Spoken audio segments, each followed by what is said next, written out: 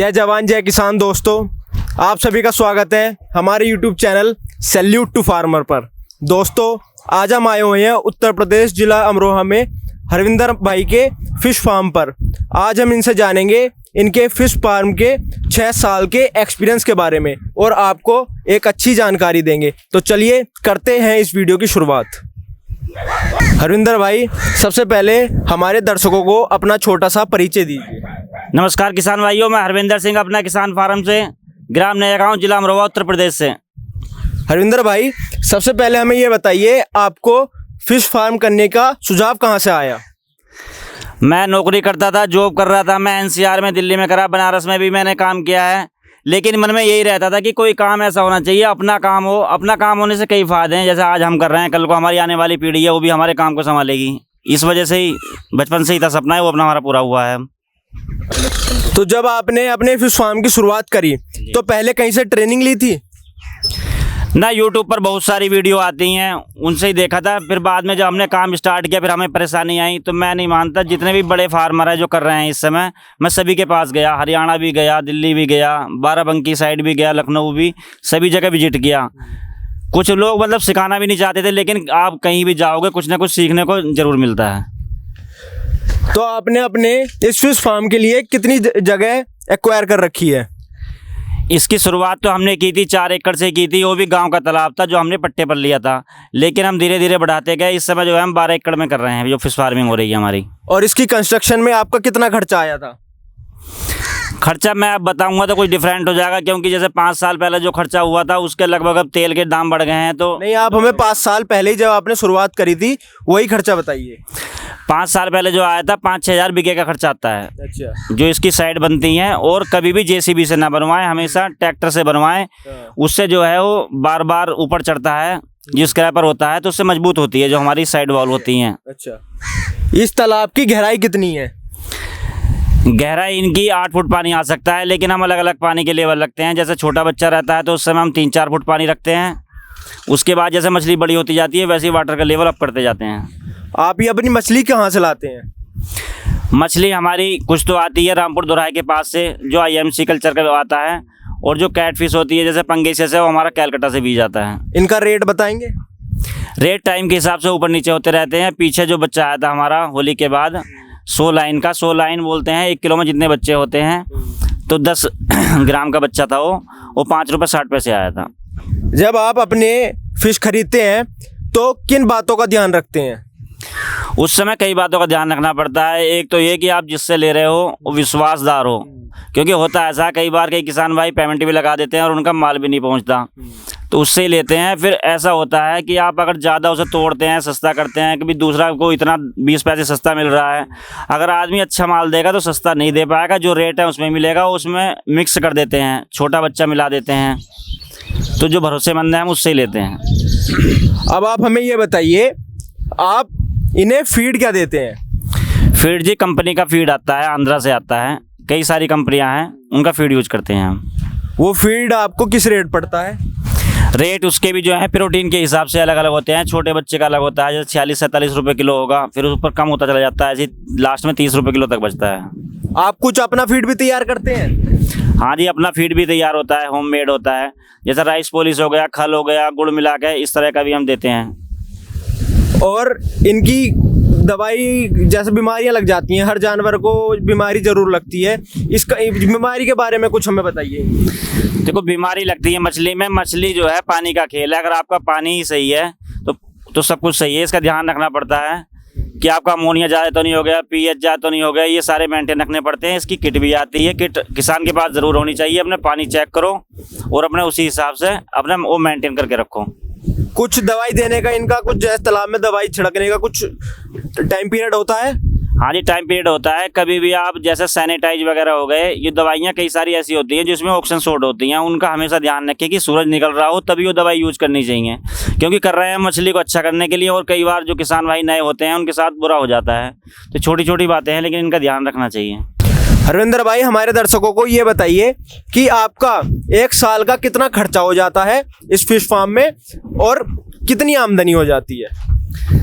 इसका ऐसा है, खर्चा जो होता है आपका 65 से 70% होता है और 25-30% जो है प्रॉफिट हो जाता है। लेकिन जैसे कई साल हो जाते हैं, अगर आप डबल कल्चर कर रहे हो तो उससे जो है आपका जो फ़ायदा है वो डबल भी हो जाता है, 50% तक भी पहुंच जाता है। मेन खर्चा किस चीज़ का है? मेन फीड का है, बच्चे का है, लेबर का है, ज़मीन का है, सारे टोटल कॉस्ट हैं वो सब उसमें ही आ जाते हैं 65-70% में। कुछ फिगर बताएंगे कि कितना? जैसे आप मान लो कि 1 एकड़ में कर रहे हो तो आपका खर्चा जो है 6-7 लाख रुपए आ जाएगा और आमदनी जो है आपकी 10 लाख रुपए की सेल हो जाएगी आपकी, तो ये 3-3.5 लाख रुपए बच जाएंगे आपके साल के। हाँ जी, आप मान के चलो 50,000 रुपए से लेके, अब कोई ज़्यादा अगर गलती कर दे, आपने फार्म पे विजिट ही ना करे, काम देखे ना भी हमारा कैसा हो रहा है, तो कम बचाएगा। नहीं तो 50,000 से लेके अपने 1 लाख रुपए तक के कमाते हैं लोग। मतलब कितने मछली के एरिया में, कितने एरिया में आप ये फिगर बता रही हैं? मैं 1 एकड़ की बता रहा था। 1 एकड़ की। अच्छा रविंदर भाई, हमारे दर्शकों को अपने फार्म पे जो आप पूरे दिन की दिनचर्या बिताते हैं, थोड़ा उस बारे में जानकारी दीजिए। हम सुबह ही उठते हैं, जैसे आते हैं सबसे पहले तो हमारा ध्यान यही जाता है, पहले तो अगर हमें देखते हैं कि बादल वगैरह हैं तो हम रात में भी देखते हैं मौसम, क्योंकि उसमें ऑक्सीजन शॉर्ट होने के चांस रहते हैं, तो पानी चलाते हैं या ऑक्सीजन की टैबलेट वगैरह डालनी पड़ती है जो IMC मछली है, तो सुबह आकर ये ध्यान रखते हैं।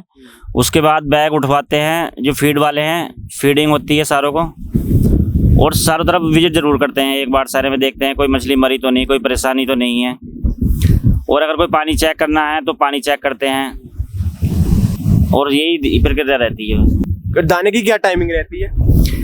दाने की जब बच्चा छोटा होता है 100 ग्राम से पहले, तो जब तक हम 3 टाइम फीडिंग कराते हैं, उसके बाद जो है 2 टाइम होती है, सुबह शाम, और वीकली में हम एक छुट्टी भी रखते हैं इनकी। हरविंदर भाई, हमारे जो दर्शक हैं, जो किसान भाई हैं, जो मेरे जैसा युवा है, वो आपको देख के अपना फिश फार्म की शुरुआत करना चाहे तो आप क्या उसे सलाह देंगे? किसान भाइयों, मैं यही सलाह देना चाहूँगा, आप काम स्टार्ट करना चाहते हैं तो हमेशा छोटे लेवल से करें, पहले खुद करें, वीडियो देखते हैं, उसमें आप जो है 10 मिनट की 12 मिनट की वीडियो होती है, उसमें कई घंटे की बातें हैं, वो आपको कोई भी समझा नहीं सकता। तो आप एक तो ज़्यादा से ज़्यादा फार्मों पर जाएं, विजिट करें, ट्रेनिंग ले सकते हैं आप, उससे सीखें, उसके बाद छोटे लेवल से स्टार्ट करें, जैसे जैसे आपका काम बढ़ता जाए अपना धीरे धीरे आप बढ़ाते जाएं। मतलब शुरू में छोटा जो किसान होता है उसे कितनी पूंजी से शुरुआत करनी चाहिए? कम से कम कितनी पूंजी में वो अपना फिश फार्म की शुरुआत कर सकता है? अगर कम बजट में करना चाहते हैं तो आप गांव का पट्टा लें, तालाब हैं जो रहते हैं तहसील से करके उनसे स्टार्ट करें, या IMC डालें उनमें, तो उसमें कम खर्चा आता है। जो आप कैटफिश में जाते हैं अपने खेत में तैयार करते हैं, तो फिर उसके लिए बजट होना जरूरी है। अब हमारे दर्शकों को ये बताइए, आप अपनी मछलियों की मार्केटिंग कैसे करते हैं?